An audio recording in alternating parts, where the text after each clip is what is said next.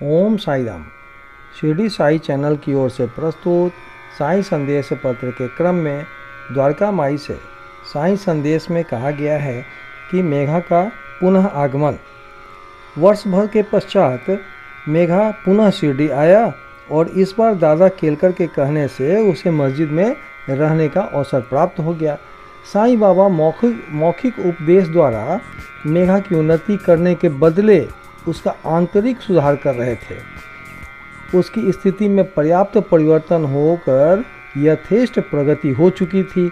अब तो वह श्री साईं बाबा को शिव जी का ही साक्षात अवतार समझने लगा था। शिव पूजन में बिल्व पत्रों की आवश्यकता होती है, इसलिए अपने शिव जी बाबा का पूजन करने हेतु बिल्व पत्रों की खोज में वह मीलों दूर निकल जाया करता था।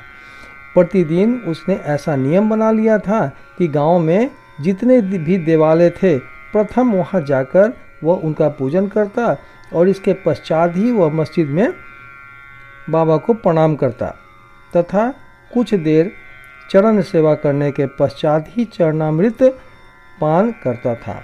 एक बार ऐसा हुआ कि खंडोबा के मंदिर का द्वार बंद था।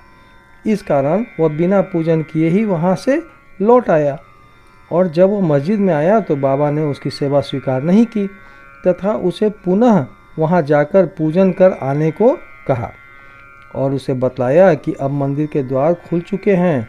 मेघा ने जाकर देखा कि सचमुच मंदिर के द्वार खुल गए थे। जब उसने लौटकर यथाविधि पूजा की तब कहीं बाबा ने उसे अपना पूजन करने की अनुमति दी। ओम साई राम।